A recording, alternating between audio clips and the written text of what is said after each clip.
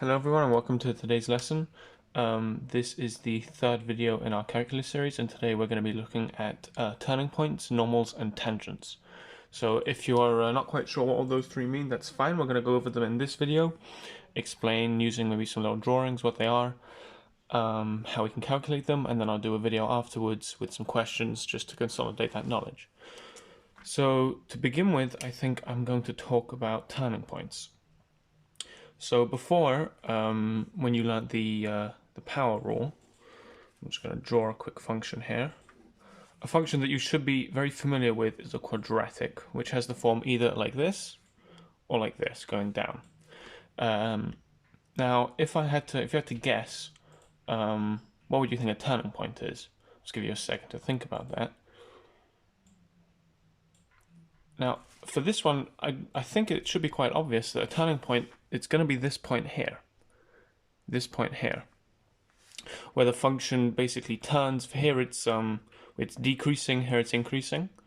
But it's the point. It's almost like you might have called this the vertex point before. So if you've looked at functions, then you know that completing the square gives you the coordinates of this point. So this is the turning point of a function, and exactly the same as if we had another parabola that was doing this, then this would be the other turning point. And then of course we can do this to even higher powers of x. This would be x squared. If we have x cubed, it'll be some form like this. Now this doesn't, it might not be as obvious, but this has two turning points. It has a turning point here and a turning point here. Now turning points have there are two different types of turning points. So a turning point, let me write that down. Turning point is either a minima or minimum, or a maxima or a maximum. Now, again, if we look at this function, if you had to guess, would this be a minima or a maxima? Now, if you think about it, this is the lowest point of the graph. Here it's going larger, here it's going larger, so this is going to be a minima. And of course, for this one, it's the opposite. It's going down, therefore this is going to be a maxima.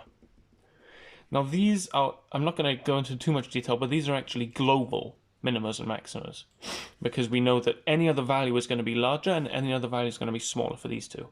But if we look here, now this is going to be a maxima, but is this really the maximum value that the function can take? Well, not really, because if we look at this x value here, let's draw our line, if we look at this x value, it goes up all the way here, this value is higher. So this is no longer a global maxima, this is a local maxima. But this is you won't get assessed on this. It's just the idea that this is a global. It's true for the whole graph. This is just for this. Imagine we take a little snapshot like this, a little snapshot of the function. On this, like it's global. It's local. Sorry, it's local. So within this area, it's a maxima, and the same here. This is a local minima. Okay. So now that you've got a bit of a graphic understanding of what they would look like, how would we actually calculate this? And I'm just going to give you one quick example. I'm not going to go into too much detail, but last lesson you should have looked at the idea of a differential. And a differential gives you the gradient at any point. So if you plug in x here, let's say this is a, some x value, into the differential, then you get the gradient. And the way you get a gradient, actually, it's a tangent. So a tangent comes up in chemistry and physics all the time, and it's a way of measuring, of approximating usually, of approximating the gradient of a function at a given point. So you'll draw a tangent, and you know that this tangent here is going to be equal to the gradient at that point. So now that you know that from last lesson, I want you to think about, well, what happens as we draw tangents here? So here a tangent will be very steep, like this. Then we draw a tangent here, it's not so steep. We draw it here, it's less steep. I want you to think about what happens if we draw a tangent at this point here, at the minima or the maxima or the turning point. Well, what you're going to get is you're going to get a straight line like this. Same here, you're going to get a straight line there, you're going to get a straight line there, and you're going to get a straight line there. Now a straight line like this basically means that the gradient at this point is equal to 0. And a gradient, you can think of it as a rate of change. A straight line, just like this, a straight line like this, has no rate of change. No matter how far along you go on the x-axis, y and x, no matter how far along you go here, there'll be no change in the y value. So the gradient at this point is equal to 0. So now we know that let's say we have an f of x, This is our function for this, whatever it is. Then we know that d dx, which is basically means it's differentiating whatever's in here. So this d dx, it's an operator. It differentiates whatever is in the brackets. So the gradient of the function f of x equals to 0 at some given x, right? Let's say not f of x, but let's say f of a equals 0.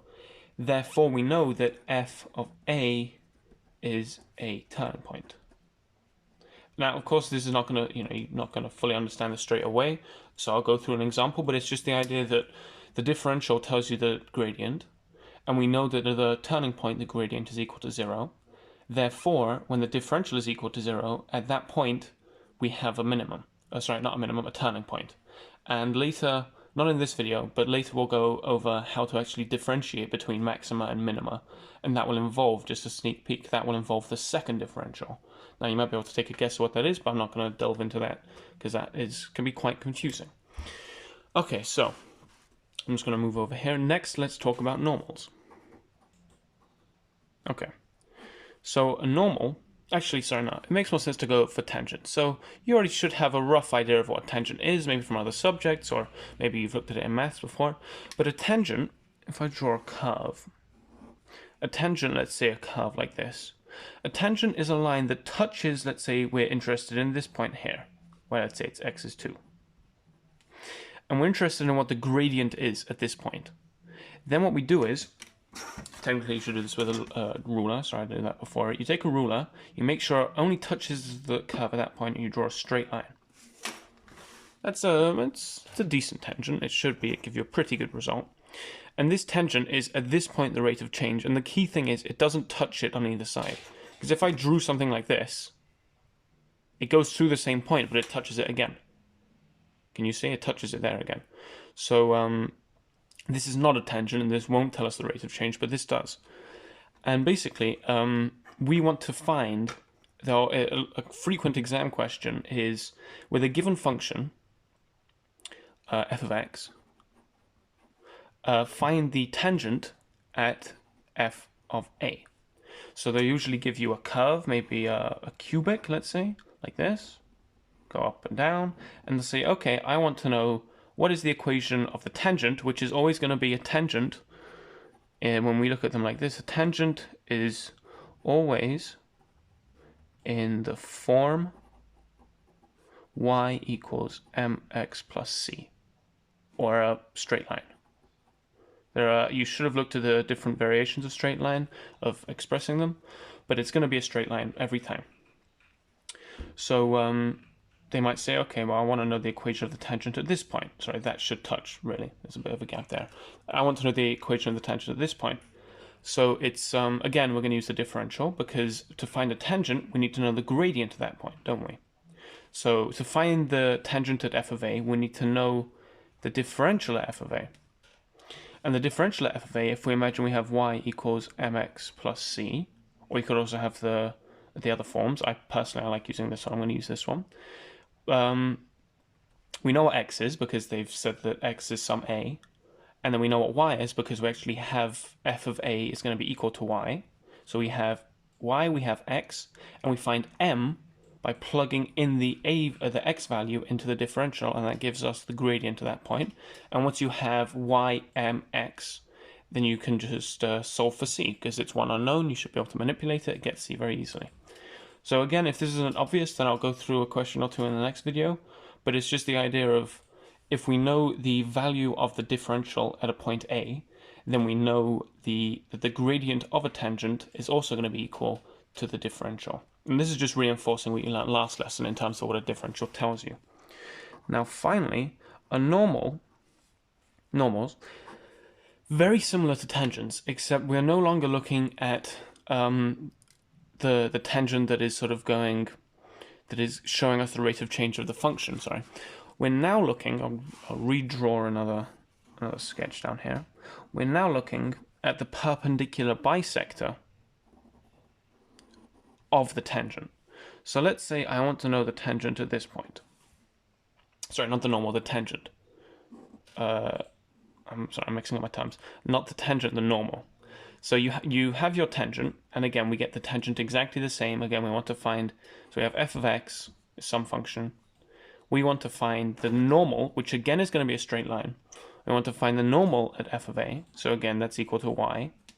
We know that f prime of a is going to be, let's say, the gradient at that point.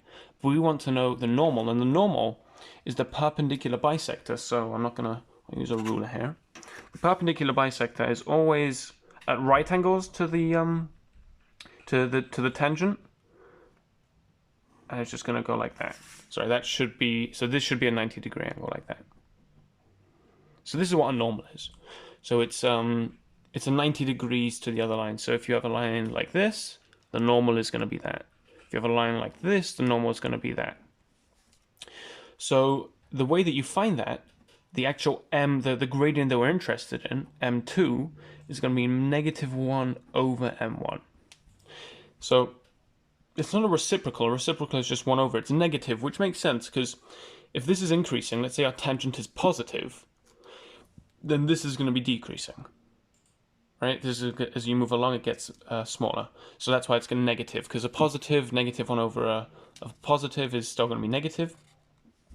And then again, once you have y equals m2x plus c, you know that you know what m2 is, you know y, you know x, you can just solve for c. So that will be all for today's video, and I'll do another video with questions just to consolidate the knowledge. Thank you.